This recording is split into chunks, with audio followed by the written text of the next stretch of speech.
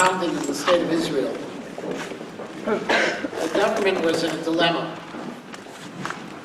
because they wanted to do something to recall the valor, the heroism associated with the Shoah. If you can just imagine for a moment, after the Shoah, there was a need to be able to reclaim the glory and the strength of the Jewish people. And in the state of Israel, they wanted to focus specifically on that. And so therefore, they wanted to create a memorial to the Warsaw Ghetto Uprising, to when Jews stood up and fought. The only problem was the Warsaw Ghetto Uprising took place on Pesach. And to have YomHaShoah, as we know it today, at Pesach, didn't work. So then they wanted to push it off. But couple weeks after Pesach is Yom HaTzorot and Yom HaZikaron. And so they didn't want to interrupt there. And so they picked a date right between Pesach, literally the middle of Pesach, right after Pesach, halfway between Pesach and Yom HaTzorot, to remember the Shoah. But it wasn't just the Churban of Europe, but it was Yom HaShoah v'Hagvura. It was a sense of both destruction and power and strength. Because that was the focus that they wanted to see. It's a complicated day for us. Because on the one hand, we're still in Chodesh Nisan. We didn't say Tachmin this morning. And on the other hand, the state of Israel and much of the Jewish people today remembers Yom HaShoah, remembers Churban Europa today in the middle of Chodesh Nisan. And so every year, when I was in the academy, the way we would start Yom HaShoah was with some of our teachers who were survivors. And they would say at Kilmole, and they would talk to us about some of their experiences. One of the last of those teachers, Rabbi Eugene Zatzal, actually made Yom HaShoah to be the yortzeit for all of his family who was killed. And this was the yortzeit. And so the Academy has always remembered Yom HaShoah in a unique way. We've remembered it in a way not just of Gvura and not just of destruction, but of memory of people who we care about and people we're connected to. Because we see them as giborim, as people who are our heroes. We see them as survivors, but we see them as people who were able to build afterwards. Today we have a great zchut to invite back once again Mr. Starck, Mr. Israel Starck, who many of us know, whose son Dudi went to the academy, Shlomo went to the academy, who I actually had the privilege several years ago to go with him and members of his family together with the March of the Living to Europe and to watch him teach. Mr. Starck is a survivor, but Mr. Starck is also someone who built, together with his wife, who's with us today as well, an extraordinary family here in Chicago and around the world already, and helped restructure Jewish life in Chicago ever since he came here. I'm not going to tell you any of his story, he'll tell it to you. And yet when you're listening to the story, I want you to try to think about the balance of Shoah and Gvura, of destruction and valor at the very same time. Because that's what we need to remember. We need to remember what was. We can never forget what they did. But we also have to see at the same time the response that people had, the response that our people had to the Shoah. And so without any further ado, it's my pleasure to introduce Mr. Israel Starck.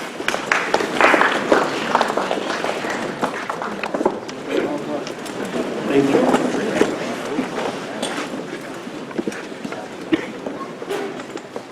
I wish to welcome, first of all of you young ladies and young men who this great learning Mossad, and thank you for taking out the time to listen to me today.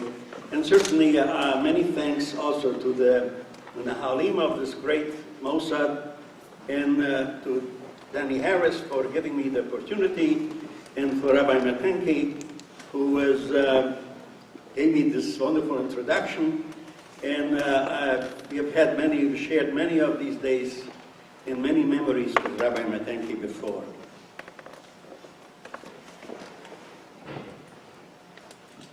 Recently, we were privileged to be Mekayim, to observe, and also to fulfill two very important mitzvahs. Very important mitzvahs asay midoraita. One is the Chiras Hamola, which took place only a few weeks ago before Pesach.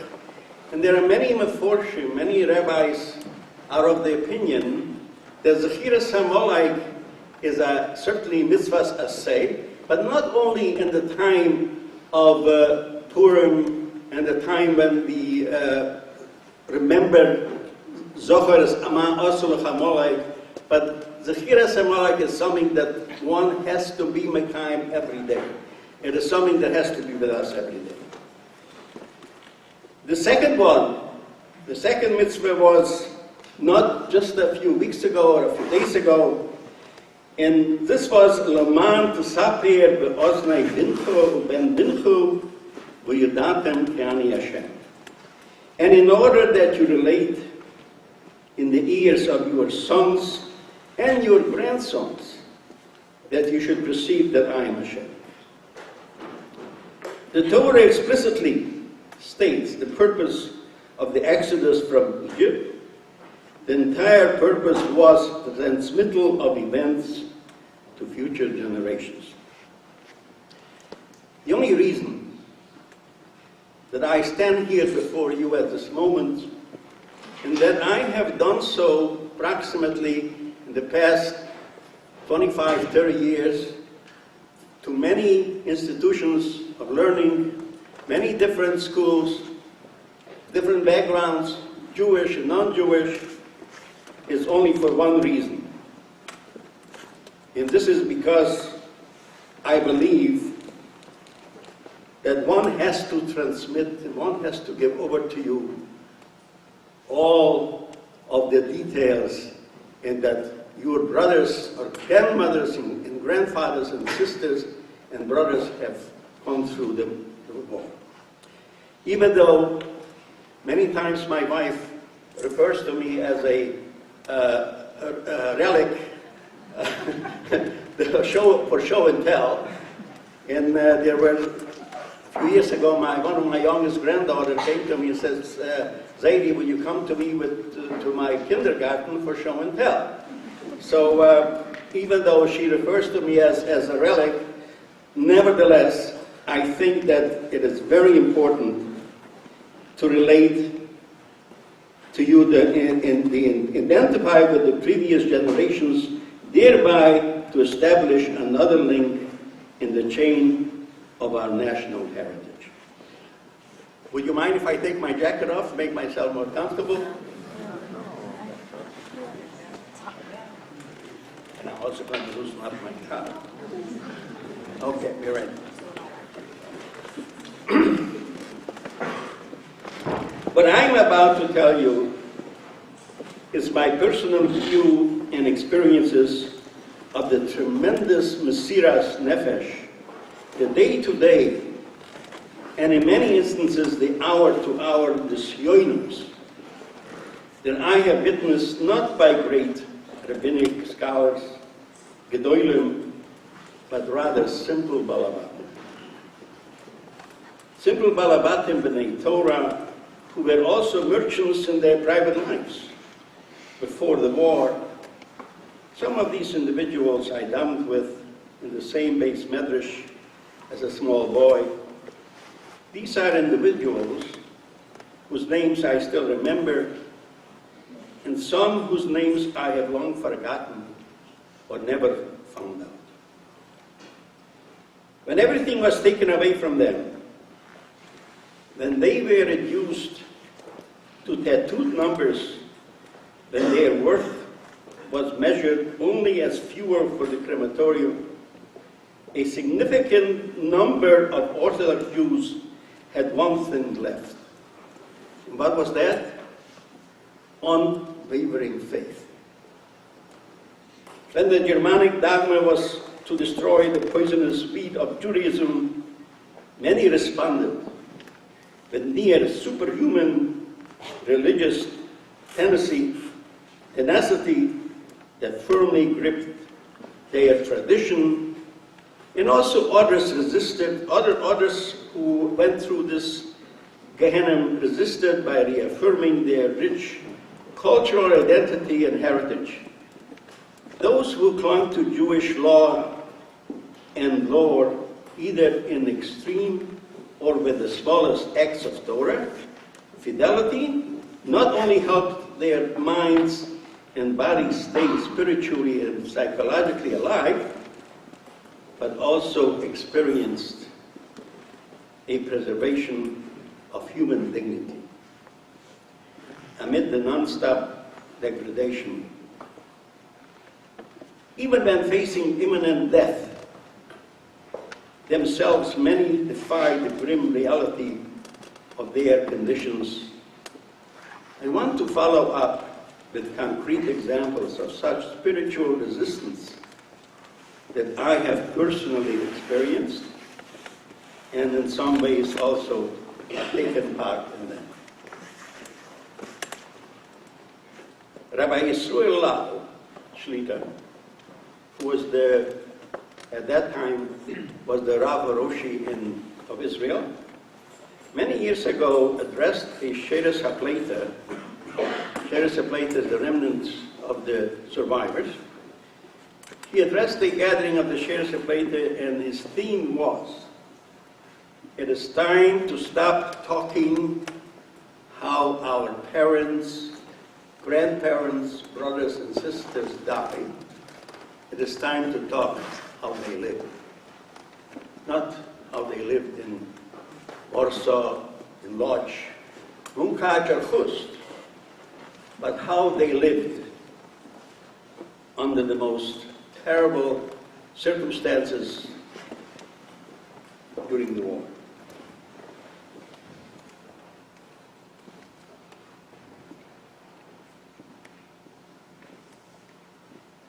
We had no clubs, we had no knives, we had no guns, we had no bullets or explosives of any kind, which is the usual key to physical resistance.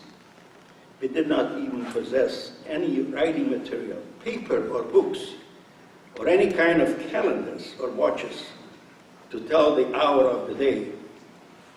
These living conditions in the camps were designed by the German Rotzkim, by the German murderers, to demoralize us to the lower standard than the simplest enemy. But what they were not able to take from us was our memories.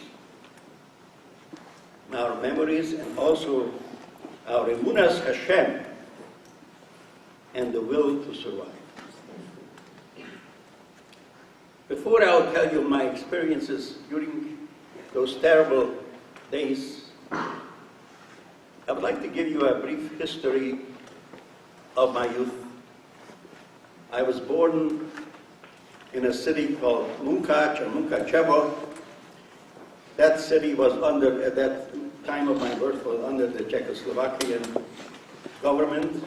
And I might add that the Czechoslovakian government was probably the most democratic government in Eastern Europe, because Munkac was in Eastern Europe. However, when Hitler decided to occupy Czechoslovakia, and the whole agreement, the Chamberlain, that I'm sure that most of you are aware of, part of history, when at that time Hitler turned to the Hungarian government, or I should say to the Hungarian king, and he told him that, I will give you back this territory called Carpato Russo, or which is in Eastern Europe, and providing you will toe my line, providing you will be in our camp, so to speak. Of course, the Hungarians agreed to, and they immediately started to persecute the Jews and give them different rules, different laws. In many ways, they took away our licenses, they took away our, in education, professionals could not anymore practice their profession, and they tightened the screws constantly more and more. But we were still sleeping in our own beds and still sleeping in our own homes. But this did not last very long, because the morning after the 8th day of Pesach, in 1944, there was a knock on our door. We still did not manage even to put away our Pesach utensils, our Pesach kalim. We did not have any chametz in the house. There was a knock on the door early in the morning. My parents opened the door, and there was a Hungarian gendarme or two Hungarian gendarmes with one German officer standing there, and they gave us the following order. Are you the Starck family? Yes. How many members of the family? Are they all here? Yes. We give you 1 hour. We give you 1 hour to pack and take whatever you can carry, and you have to show up at the, I would say about maybe 5, 6 buildings away at the local synagogue. Can you imagine somebody would get an order like this? What do you pack? What do you take in 1 hour? It's a terrible test to go through. We did not have any fancy suitcases or anything else that people travel with. So my mother got a hold of a bed sheet and opened up a bed sheet and started throwing in different articles of clothing. There wasn't, as I mentioned before, much food in the house. So consequently, whatever she felt, she grabbed, she put it in that bundle, she tied it up, and sure enough, we were ready to move on. As I looked around, I didn't see my sisters. Our family consisted of, I was the only son, I was a Ben Yochid, and consisted of 2, I was 14 years old, which probably will eventually come out. And I was also a Ben Yochid, and I had 2 sisters, and suddenly I don't see my sisters to be found anyplace. Of course, my mother immediately was very worried, but nevertheless, we made off like we don't know anything about them. It so happened that my sisters went out to a back room, through the window. We lived next to actually a very green area of forests and trees, and their idea was to hide and not to listen to the order of showing up at the synagogue as we were ordered. My sister, older sister, also had the presence of mind. Mind you, as she went through that window, she told my other sister that she should bring the candlesticks, 2 candlesticks for my mother's, my father's becher, and some pieces of jewelry, and she dug a hole right under the window in the ground, which was still moist, and she buried these items there, which I had no idea that she has done this. Sure enough, we showed up in the synagogue, and again, they counted us over and over again, and my mother was very worried that my sisters are not there. Eventually, the authorities had their names on the list, and they would have probably found out sooner or later that they're missing, but suddenly my sisters showed up. And my mother, of course, was very relieved to see them, and so was I, and they said, there's no place to go, and there's no place to hide. Whatever will happen to you will happen to us. After about 4 or 5 hours, they lined us up. They marched us for about an hour, I would say, about a distance of approximately 3 kilometers to a brick factory, which was at that time not active. It was not producing any bricks. They usually did this in kilns under great heat and so forth. But still there were a lot of ashes and debris and so forth. And there were also barbed wires already around this particular brick factory. That was supposed to be our ghetto. That's where they took us from the city. The reason why they took us to this particular place, manifold. First of all, there was plenty of room there in those kilns. You spread out a blanket and made yourself at home. But the main reason was probably because there was an approach on a railroad where a freight trains could come in straight to the factory. And actually, this was probably on their plan. This is why they formed these particular places. There were 2 like this in each end of the city of Munkaj. This is the reason why they probably took us to these places, because they would eventually be very easy for the freight trains to come in and load us on there. Sure enough, after about, I don't remember time. Time was not something that I was bothered to keep. Whether it was 2 weeks or whether it was 3 weeks, I would say probably maybe not more than 2 weeks. Then the order was to line up with your bundles. Sure enough, the train came right into camp with those threaded freight cars, and clang, they opened up and everybody had to go in. In some cases, they loaded up about 70, 80 individuals, men, women, and children in these cattle cars. In some cases more. Depends on the whim of the soldier who was standing there. And eventually they closed it up and the train first started moving. We were, of course, very curious. Where are we going? I don't want to speculate. Everybody had different thoughts, because we did. Even though the war has gone on for so many years already, and what happened, what went on in Auschwitz and Birkenau, Treblinka, and Majdanek, there were certainly ideas came through, but I want to tell you that we did not want to believe it. We were not ready to believe it. Everybody just dismissed it. Maybe it's not true. Not maybe, it's certainly not true. Something like this cannot be true. Would we have been told by the Hungarian Jewish leadership, or whoever was in charge, would we have been told the truth? In my own belief, via mias dati, as I say, in my own belief, the Hungarian population in this area consisted of about 350, 360,000 people in the fascist men, women, and children. The Hungarians, as bad as some of them were, some of them collaborated with the German Nazis, but none of them were like some of the Polish and Lithuanian soldiers, Lithuanian individuals who cooperated fully with the Germans. Not cooperated fully, but they even tried to outdo them. So consequently, maybe they would have been maybe 150,000 casualties, 200,000 casualties, but they would never be able to wipe out the entire Hungarian population at home. But we were not told. We were not told the truth.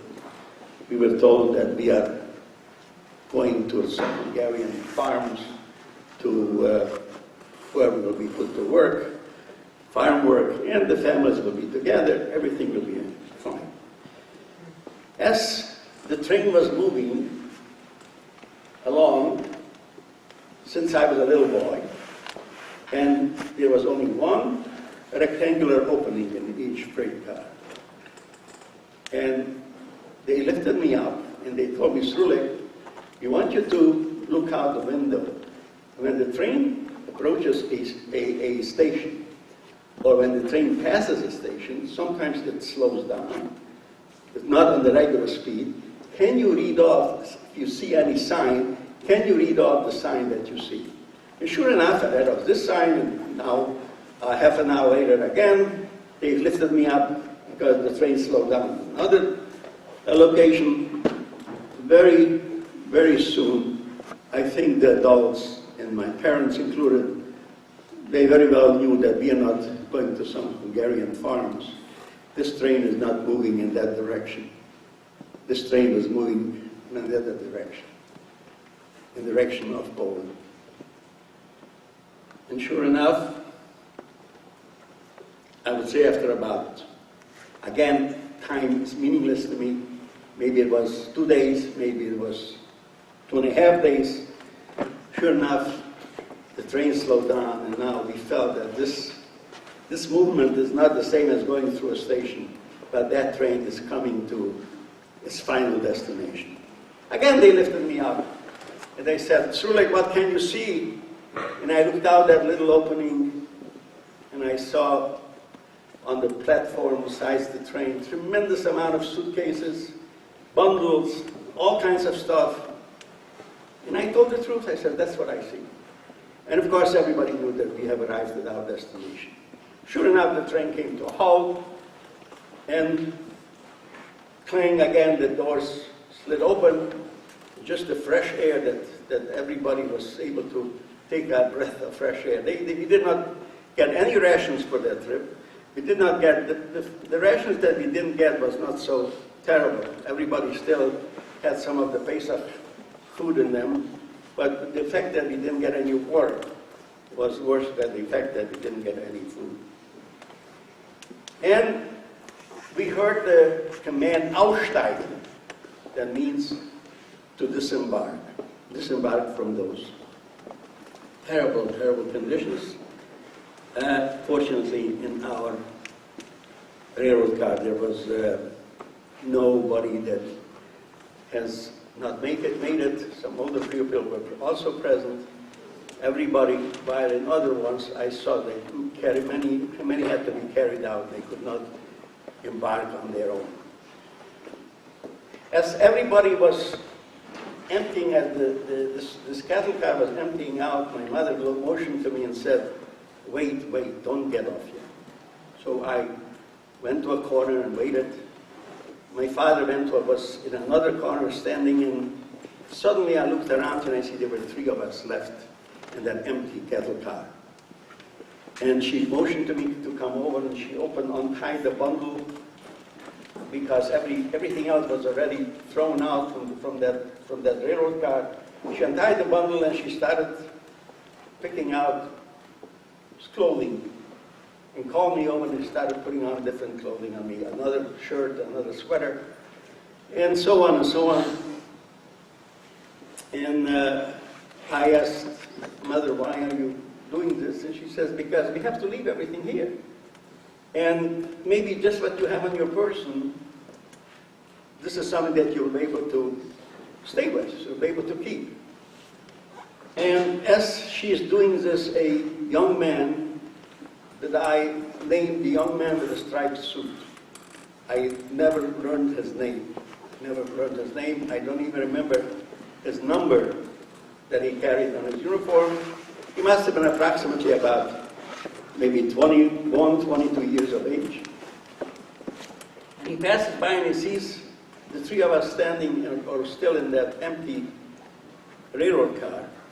And suddenly he gets angry and says in Yiddish, woman, you were told that you have to disembark. Why are you still here? And she says, noch a minute. And he passes by, he's down, he says, you must get off immediately. And he passes by, he probably goes to along to inspect a few other of these empty, right now they were mostly empty or all empty railroad cars, freight cars.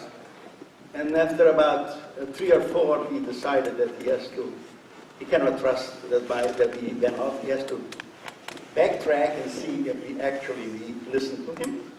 And of course he backtracked and he sees we are still there. My mother is still putting on some of this clothing on me. This time he got up on the railroad car. He didn't stay, because we only saw, a little bit higher than him, we only saw part of him.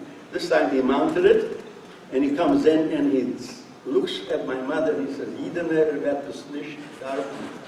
Woman, he will not be needing that. What are you doing? And she quit doing that, and my father was holding my pair of film in his hands. And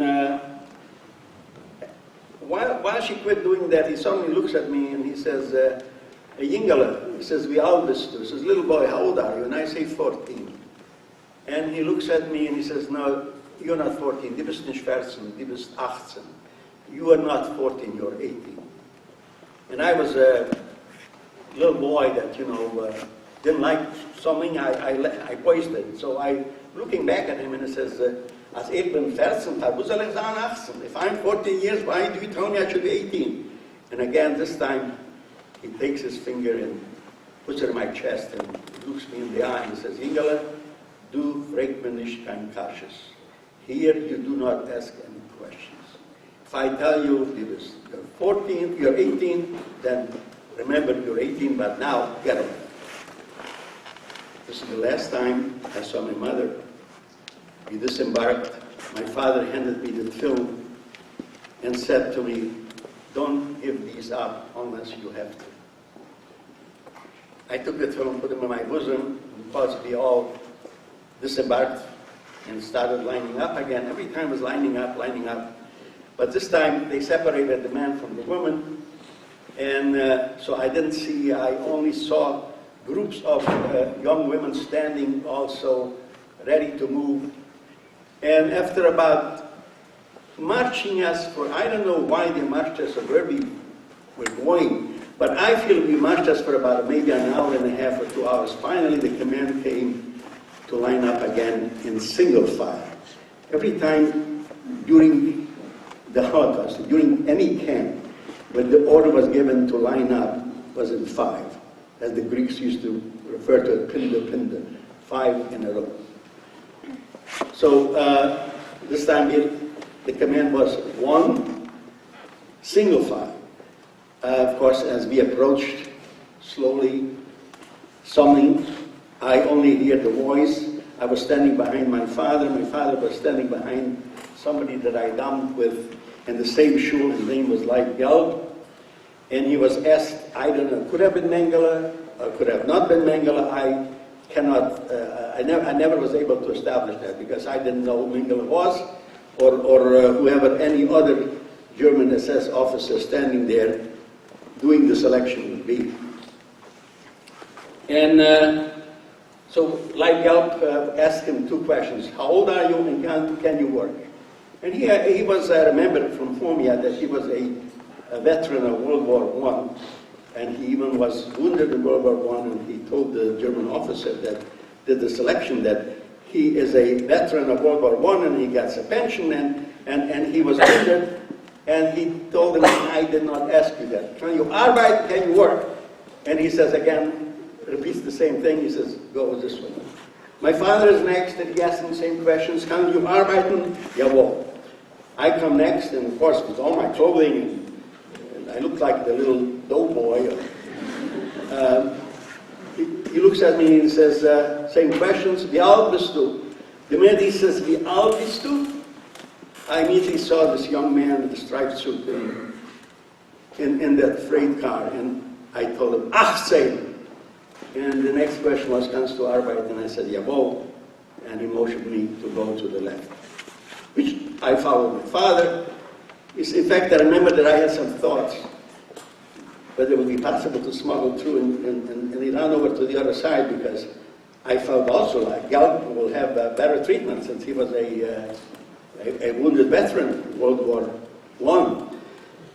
There are many, many SS guys standing with dogs, with vicious dogs in a row, and of course it would be impossible, or you take your life in your hands immediately to run over the other side. So I just followed my father, and sure enough they lined us up again, and pretty soon we had found ourselves in a big hangar, like an airplane hangar, where suddenly the only thing that I remember from that moment, that I came in and I saw a hose, running hose with water.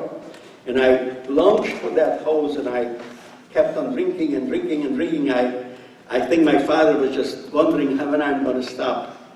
And pretty soon we had to undress and completely, any clothing, anything that you were wearing except your shoes, you could keep your shoes if you had good shoes. And there are many of the prisoners there working, who were working as barbers because they had clippers and they cut off all our hair. And then there was a big table with different articles of clothing, which I noticed was prison clothing, on there, and they cut off our hair and so forth. And I tried to ask the barber that was cutting my hair, and says, "Was wird mit den sein? What will happen to us?" He wouldn't answer. And then I asked him again, "You tell me what will happen to us?" Wouldn't answer. Then he says, "Draai de garin." In other words, I shouldn't face him, I should turn around. And he says, "Die Kleider over there, you see those striped clothing over there?" He says, "You're going to get them, and you're going to put them on, and now your survival, your fight for survival is beginning." He was right. We got this prison clothing, we put it on, and sure enough, they marched us in from there to Auschwitz itself, to Birkenau, and they put us in barracks, but they did not assign us to any work yet. So, again, I don't have a real measurement of time. I would say we were approximately there maybe 10 days or 12 days. Suddenly again, and they, of course, every day was hell. And every day they lined us up, they counted us in the morning, they counted us in the evening on the Appellplatz. That was, but after about 10 days, again they lined us up. This time they gave us a piece of bread and a slice of margarine too. And into another railroad car, off we went. This time off we went, I was with my father, and we arrived at a place called Mauthausen.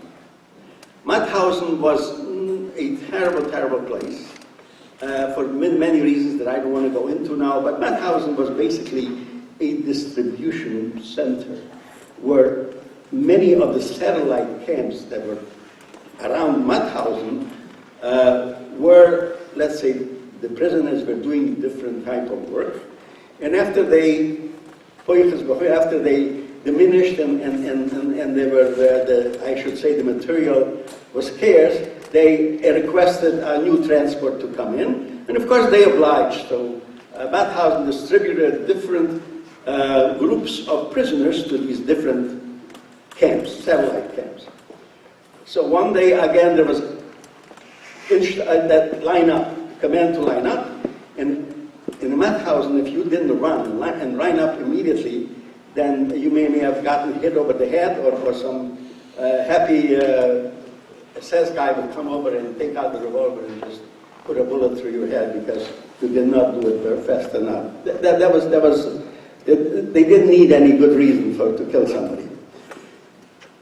So I lined up, but this time my father lined up in a different line. I would say I looked around and my father was approximately, what? Oh, my father was approximately about 5-6 rows in front of me.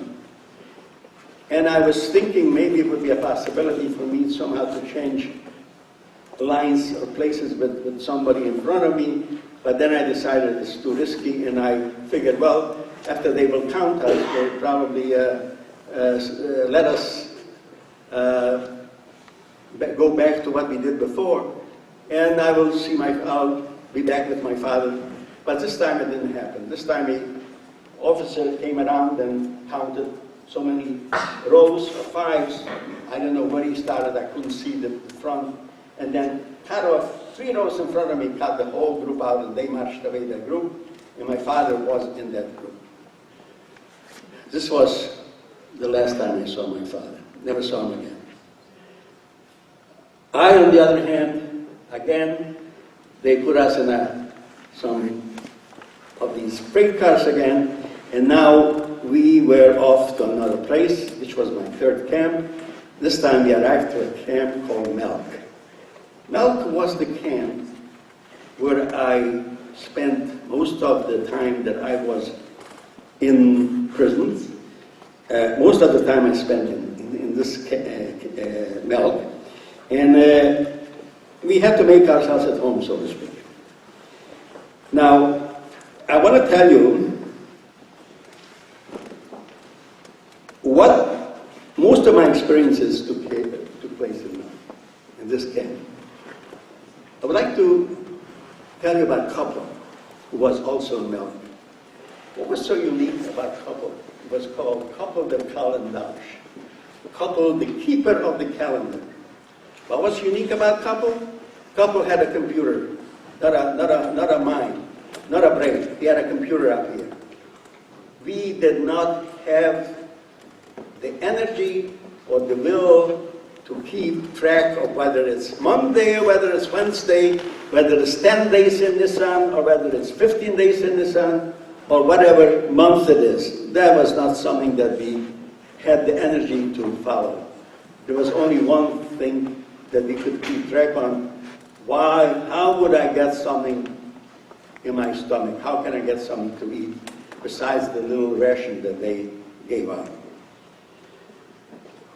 And if we wanted to know what day it is, or we wanted to know even what, according to the Jewish calendar, was it the 15th day of Nisan, or was it, I would say, Yom Kippur approaching, or whatever Yom Tov, or whatever is going on, all we had to do is ask couple.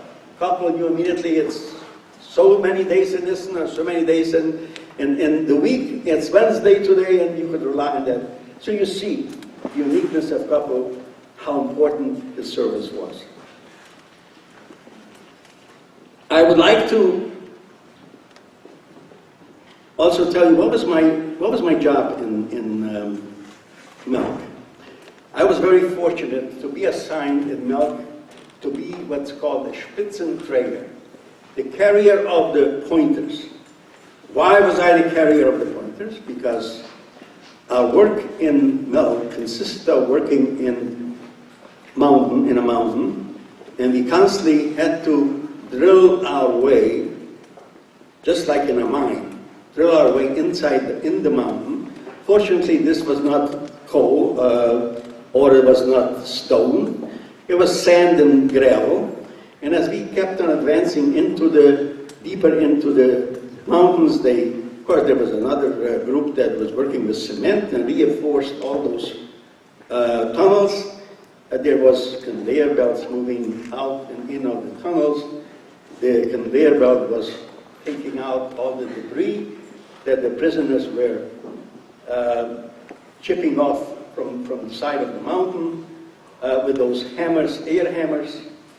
And my job was to take these air hammers, the pointers itself, which they put into these air hammers, the dull ones to take them to a blacksmith for sharpening and bring back the sharp ones and distribute them again to the prisoners that were working inside the tunnels. You have no idea the advantage to have fire, to have access to fire. Not everybody had that privilege. So consequently, if somebody found a little half-rotten potato or something that required a little singeing or a little burning, I was always asked, maybe I can take care of it. But what was more important than everything is that the biggest problem in the camp was dysentery. Dysentery was something that one could not control. And whoever came down with it was a terrible, terrible thing. If he could not control it, they ended up in the Riviera. There was a place called the Riviera, the hospital. And unfortunately, if anybody checked in there, I don't know if anybody had ever checked out. So basically, most people, as long as they could manage, they did not show up into the Riviera. And but I was told that if you take charcoal and powder, you grind it into a powder, and you swallow it, that will help this particular problem. So I asked this blacksmith whether it would be possible for me to burn some coal, some wood, and I burned some wood and I scraped off every time, when it got black, I scraped off and made some powder and distributed this. And sure enough, it was something which helped a great deal, many people. So you have to realize the importance that I had access to this particular situation and this particular possibility to help some people with that.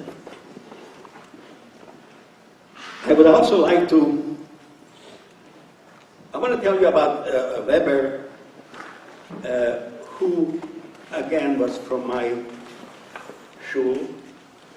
He was a salesman for shoes, or he himself was had some shoes made to order for people that wanted to have shoes made to order for a certain size.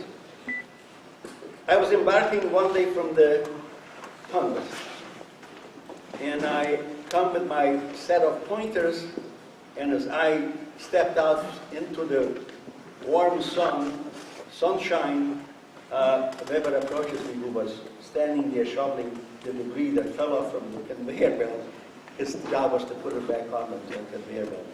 And he says, "Rulik, could you please come with me?" And I says, "Weber, where are we going?" And he says, just come with me, trust me." And I says, "Weber, do you have some food? Do you find something? Can we share it? Are we going to share it?" He says, just trust me." And this was outside the tunnel. So he said, "But we have to crawl. We cannot go there standing up because they'll notice we're going in the direction where we're not supposed to go." So we were crawling towards a section where they had these little, I would say, iron little pots that they used to put all the debris in and then throw down the side of the mountain. So there were some broken downs that couldn't be used anymore, and they were standing there. So he says, pointed that we have to crawl that direction. And I followed him, still thinking he must have something stashed away over there. And finally he points to a broken down little cart and says that we're going to crawl in there. And I crawl in there and I say, Weber, it's so nice and cool in here. Well, how come? And I look up and there's twigs and leaves on top of that little broken down cart. And I says, "Weber, is this a sukkah? Do you mean that this is a sukkah?" He says, "Yes, Rulik, this is a sukkah." He says, "It's not my sukkah, it's our sukkah." I said, "Weber, you had the energy to go through and take a chance of Mesiras Nefesh, but do you have anything to eat?" I mean, I remember sukkahs at home. We had some cake, we had some herring, we had some wine. "Oh, do you have something?" He says, "Unfortunately, I can't offer you. But I can offer you one thing. Let's make a brocha l'yeshe b'sukkah." And I says, "Weber, he took me here." He says, "You were the one that was going to share it. I had to share it with you. And we both sat down, and we took the time, and we made a bracha l'yeshe b'sukkah, and we both burst out crying. And we had a good cry. And then I turned to Weber, and I said, "Weber, are you sure it's sukkahs? How do you know it's sukkahs?" He says, "I checked the couple." He says, "I've never have done this." And as I was embarking, and I was going out going back to my job of carrying those pointers, so I was embarking, I was thinking to myself, "Weber, I don't think that you have the energy nor the health to go into another project." And you know why. Because I knew very well that the only thing Weber reached that point was because he had something to accomplish during that time. I also worked once in my detail, and suddenly I hear there's something going on. Something is going on, and I look at one another and I say, what is going on in this? Something has happened. And they tell me, "Yeah, you know something? Starck, who works with the cement bags, who's unloading cement bags from railroad cars because they needed for the detail that would that we used to reinforce all the tunnels, he found a shalyat, a padded shalyat in among the cement bags. But nobody really wanted to have more information about that shalyat, because if that shalyat had to be smuggled into camp, as we were always, every time, our work was not in the camp itself. Our work was approximately, I would say, a half to 3/4 of an hour away from the camp. And so that shalyat had to be smuggled in. And many times, as we arrived in camp, they again told us to line up in our plots and searched us, especially in the wintertime, when many people took some cement bags and cut a hole on top of it and a hole in the side and put it under their shirts for additional warmth. And if they found that, there was not a very, very good time. I see my time is running. I'm running over my time, so I will tell you one more thing about Yom Kippur night. Oh yeah? Let me tell you a few more instances. As we were coming back from work, so one of my friends turns to me and says, Surely, do you know that it is Yom Kippur tonight? And I says, how should I know that it's Yom Kippur tonight? I says, you just came back from working. I mean, how do I know it's Yom Kippur tonight? He says, it is. And the couple has, he has confirmed it is Yom Kippur tonight. So I says, well, I don't know. Are we going to fast? We're fasting anyhow. So what are we going to do? He says, no. He says, I think they're looking, everybody that knows any tefillah of Yom Kippur tefillah that he can remember by heart, as we will lay on our beds, and the lights will be turned off, everybody that knows a certain tefillah that he can recite by memory will get up and say it aloud, and we will repeat after him and say the tefillah. I said, that's taking our lives in our hands. I says, you know the couple, our couple from that block was a gypsy. His name was Fritz.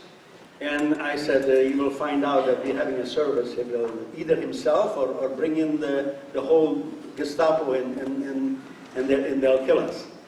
Well, I lay down on the bunk, and pretty soon I hear the voice, soft voice, starting to call me the rain. And then so on, another tefillah, and of course I fell asleep.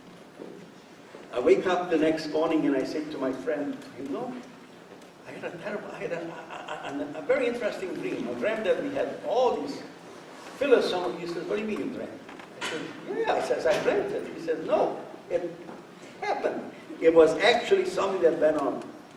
I said, it went on and nobody disturbed us? He says, no, it's a miracle of miracles. Nobody disturbed us. So I am abbreviating many of the feelings, how people felt and how people expressed themselves during that terrible moment when those tefillahs were repeated one after the other.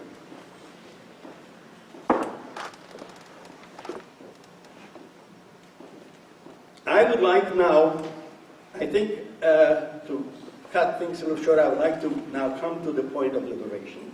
But before I come to the point of liberation, I want to show you just something which I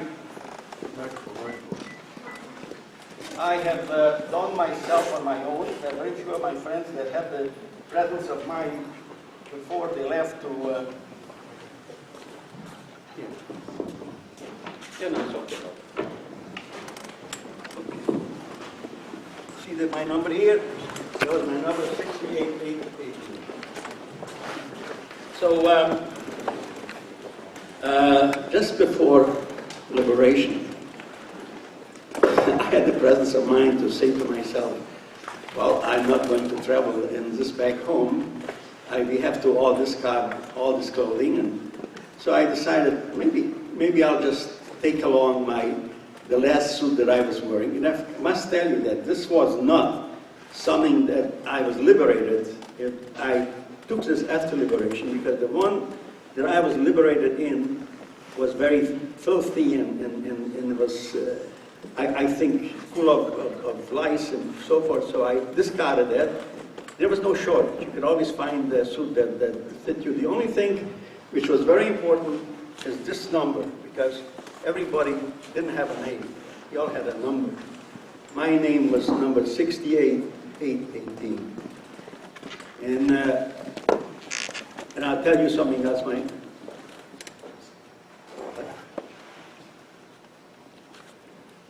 Tell you something else. When your name was called by a number like mine, 68818, it was not a very pleasant sign. It was not something to look forward to. There was one time when I was, we came out after the work, we came out from the tunnels, and everybody lined up to go back to take to the camp itself, and suddenly Fritz says, 68,818. And I say, I lift my hand, and of course I got 25 lashes, which were not very pleasant, because some German manager who managed our work said that I was late, or I was goofing off and did not come with the sharpened pointers in time. So that was not something I just want to point out to you, there was not something to look forward to. Now, at the time of liberation, guard towers surrounding the camp with their mounted machine guns now appear empty, except for some civilians with white armbands who were in the towers or the guarding shacks that the SS was there before. I was standing at the gate, which we went through so many times. I should say not only so many times, but every evening. And the gate now was open. And I witnessed the arrival of the advanced American patrol. Since I could still stand up, I was what we call a Muslim. I don't know what my weight was at that time. But physically I was able to stand up. And pleas for food with promise of Army Field Kitchen arrival to dispense fresh food. He started pleading to give us something to eat. So as the first patrol consisted of 2 tanks, one carrier of also probably one of those secure carriers, and a Red Cross ambulance. And we could not communicate with the Americans because nobody who was standing there could speak English. And they wanted to know if anybody speaks English, and of course nobody raised their hand. But finally we said, food, give us something to eat. And then suddenly one of the turrets of the tanks opened up, and they started throwing out some crackers and cigarettes and some candy. And suddenly everybody that was standing there launched themselves to catch some of these, whether it was a cigarette or whether it was a cracker. And suddenly there was a melee of maybe 30, 40, 50 prisoners, one on top of the others. And they realized that nothing good is going to come of that, because some people will not be able, either they will suffocate or not be able to rise up from this melee. So finally they stopped doing that, and sure enough, there was about maybe 15 or 20 that could not get up anymore, who remained in that pile. But we pleaded with them, how are we going to get something to eat? And they assured us that in approximately 6 to 8 hours, there is going to be an Army Field Kitchen arriving into the camp, and they will set it up on the pellbots, and they will give us fresh food.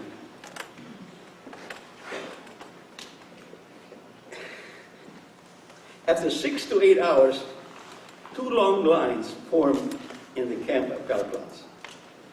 One line was behind the U.S. Army Field Kitchen, dishing out freshly cooked rice with fat bacon. Hundreds of famished liberated prisoners keeled over dead while still holding spoonfuls of a mixture in their mouth. As much as each of my friends would gladly have sold his life, including myself, for a loaf of bread.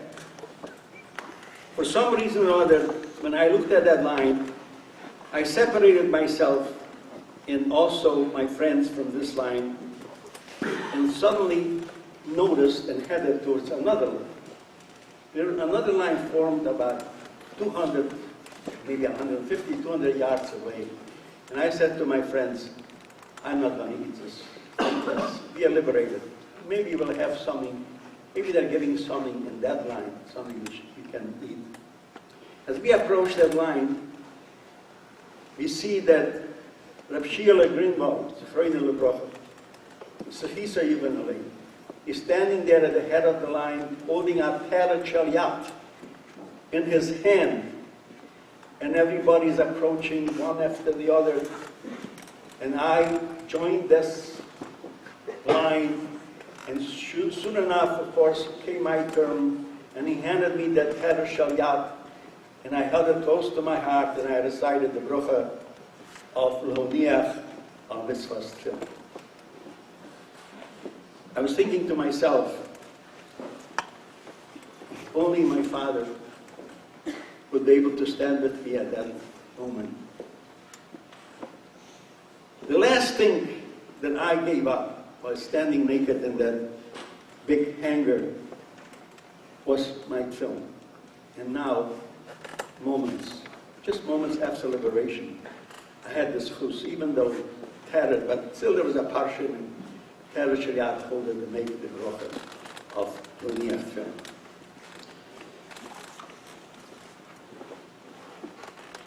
There is a plikte in my Seches Sanhedrin.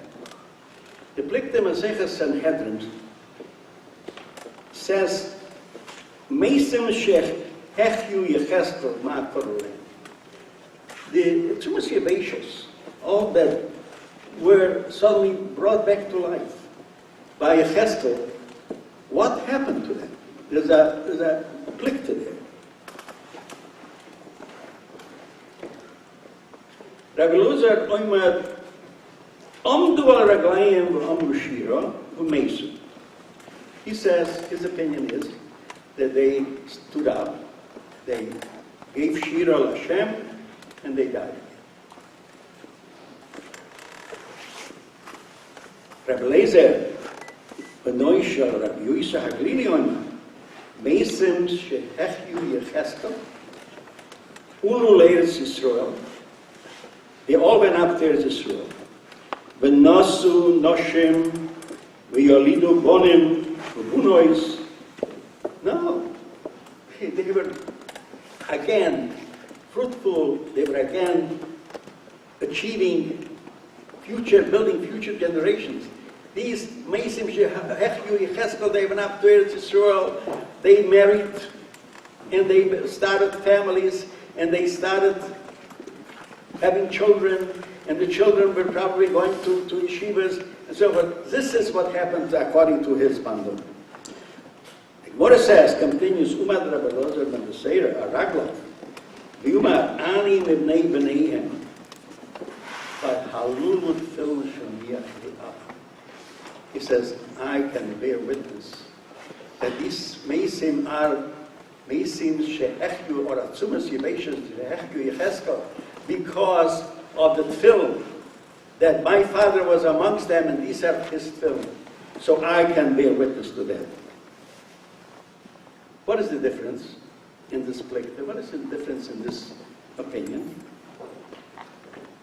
No one denies that it was a great nes min hashamayim that these atzumas yevashos came back to life. The difference is how they lived. What have they accomplished with the second chance they received?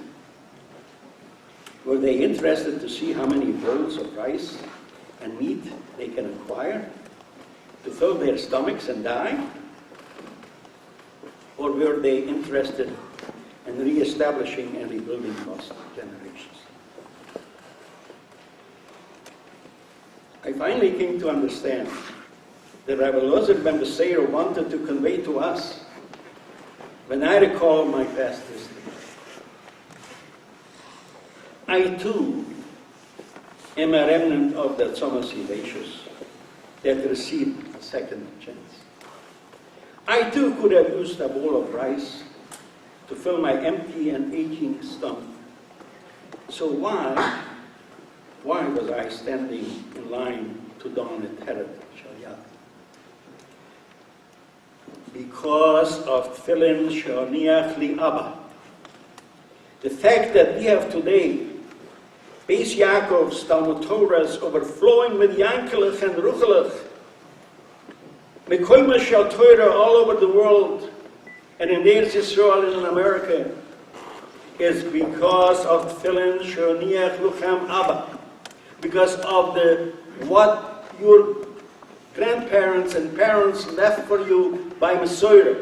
The fact that you find yourself in this Mukam HaTorah, and this wonderful moiset to get an education here is because Tefillin She'oniach Luchem Abba, because of the tefillin that was left over by your grandfathers and your grandparents. Because of the values, principles based on generations of Mesorah given over by the Sheiras HaPleiter to your grandparents and parents. The schus of these Kedoshim, may the schus of these Kedoshim stand in forefront to plead for us, for our future generations, and Eretz Yisrael. I would like to ask you at this time to please stand up for a short filler, Zeichem Nishmas Kedoshei Hashem.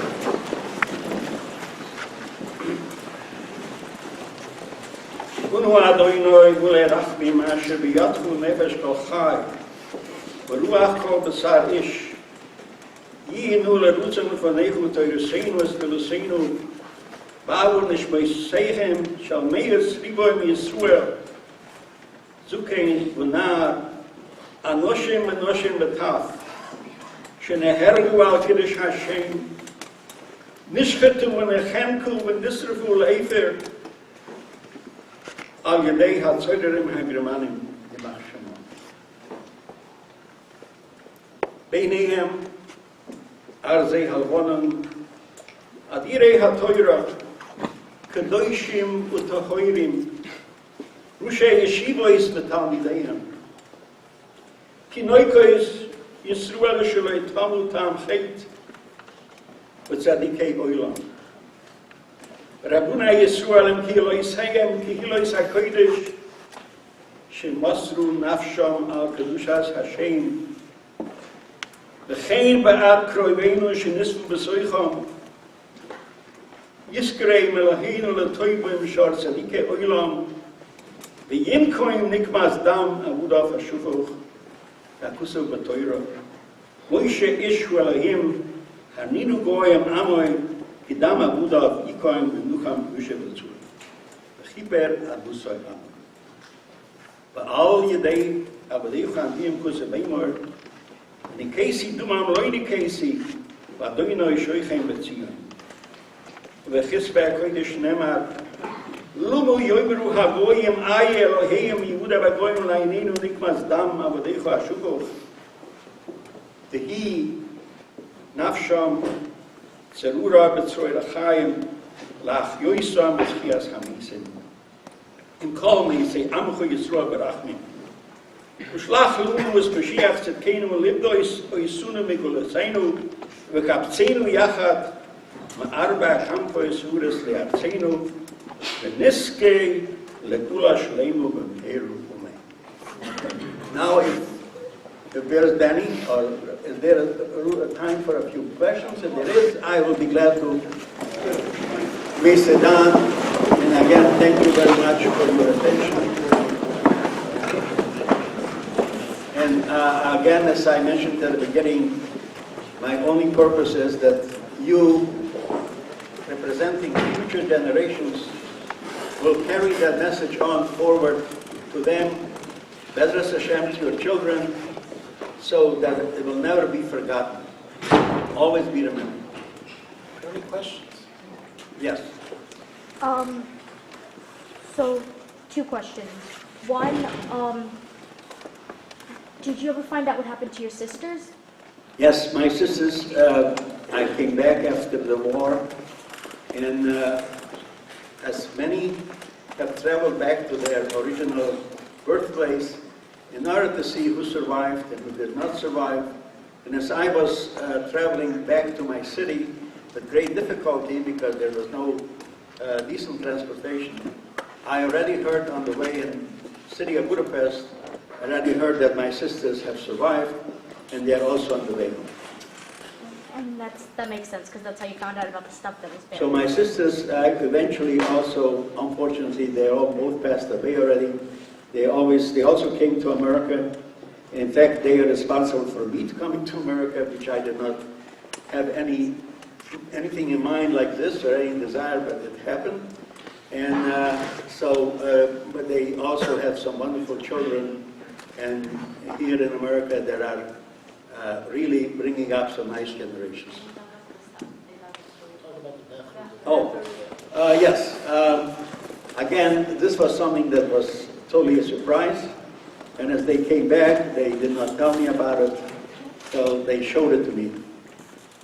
For a few days they went back, again, with great difficulty and depredation, because this time our home was already taken over by some peasants who moved in there, and she did not want to, they should actually see her digging in there or so forth, but they managed to do it at night, and fortunately they found all this that she covered up in the ground, she found it intact. And I have today my father's becher, which I'm using on Shabbos and the holidays, and for many simchas. And my other niece, my sister's daughter, has the candlesticks and 2 pieces of jewelry that still exist in some place amongst either my children or grandchildren. I don't know where. No, they don't have any jewelry. But nevertheless, it still exists. Thank you for asking that. Any other questions? I have no. Okay. Since we have no more questions. Oh, there was another question here. Someone have a question over here before? So, how did you get to America? Is that important? Yes. As I mentioned before, I absolutely had no desire, or I would say any will or any plan to go to America. I was as a little boy, I grew up, and I describe some of the circumstances that I grew up under. I was not a Zionist. I did not belong to any group of Zionist groups like Bnei Akiva. I am talking about religious groups or Mizrahi, even though it existed in our city. I want you to know that in our city, the most famous, that also the Minchas Elazar, who was the chief rabbi of Munkach, he did not approve of that, and he constantly was very, very critical of the Hebrew gymnasium, the Hebrew college that was in Munkach. It was probably one of the highest standards. If anybody graduated from the Hebrew gymnasium in Munkach, they spoke a perfect Hebrew, and in many ways, the knowledge that they have acquired there was tremendous. But it was co-ed. It was girls and boys in the same classes, and that was not what the Munkach Rebbe was happy with. So consequently, I constantly just made speeches, even as I was a little boy, how we have to go to Eretz Yisrael. This is our only future and only place. In order for me to accomplish this, I had to sign up somehow. I had to belong to some group in order to get Aliyah Bet. I'm not talking about Aliyah Aleph. Aliyah Aleph means to get actually a certificate to be able to go into Eretz Yisrael legally, which were given out maybe, I don't know, 1,500 a year or maybe 1,000 a year. The British were not too liberal in giving them out. So consequently, it was only Aliyah Bet. So I had to belong to a group in order to accomplish this. So I joined a kibbutz called Kibbutz Bnei Akiva, in a DP camp in Germany called Lifetime DP camp.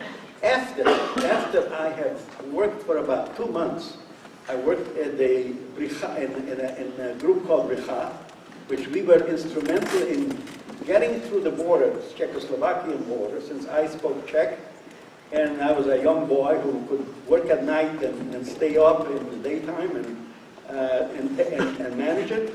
So we managed to get thousands and thousands of refugees of Galatians coming from Poland, Hungary, Romania, many of these other places through Czechoslovakian border by cab and get them into Germany, to Munich, to a caserne over there, from where they would probably go to different DP camps. And after about 2 or 3 months working with the Bricha, I finally broke down and it was just too much for me. So I just told them, I says, I've done my share, now I have to go find myself to some way to go to Eretz Yisrael. So I joined that kibbutz Bnei Akiva in the DP camp, and I was very, I was believed. I was very serious, and I gave into the Gizbar everything that I owned, because it was kibbutz, you needed something. Huh? No, first was Dror. Dror was only I don't want to go into it. No, it was the Akiva. Yes. Yes, it was the Akiva. So anyhow, and my sister, one of my older sisters, found out that Mrs. Roosevelt, that was the President Roosevelt's wife, she issued about 500 affidavits for young boys between the ages, let's say, of 17 to 20, or 16 to 20. She issued all these affidavits that anybody that wants to go to America should register and will be able to come to America of one of these affidavits. I didn't know anything about this. My sister, my older sister, went and registered my name with this particular group, that I am also willing to go to America.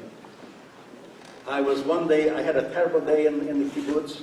Everybody shows up, not everybody, but many showed up with a new pair of shoes and a shirt and so forth, and I'm saying to myself, where did you get it? He said, I do that little black marketing in the site, and I made a few dollars, so I bought it myself. I, on the other hand, didn't do any such thing. So I was very sad that this is going on. This is not true. And I handed everything in to the Gizbar, even $50 that I had in my pocket, I handed in. And so finally I got found me in a very depressing state.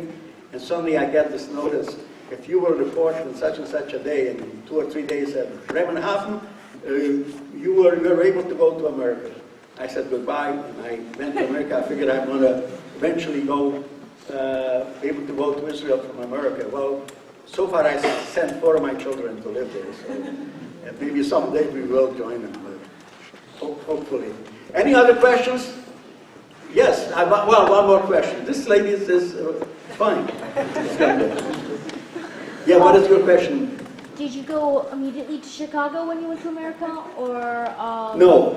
And what year was it? No, I did not go immediately to Chicago because we came in, we were under the auspices of the Jewish Children's Bureau, which was a division. Jewish Children's Bureau was a division of the joint of the Federation, and they said, we will provide you whatever your needs are. You want to go to college, we will sponsor that. You want to go to university, we'll sponsor that. You want to be a plumber, we'll sponsor that. So basically, the Jewish Children's Bureau took over. After I was about a year in Cleveland, because the houses in Cleveland, that was the only place where they could keep us as a group together, a group of 14 or 15 boys that required kosher food. And we were there, and we were actually learning English and other school subjects. And while at the free time, we managed to somehow found our ways into the Telzer Yeshiva in Cleveland, which was still on 105th Street there at that time. And we were some part-time students over there, and ended up in Chicago in 1940. Thank you very much.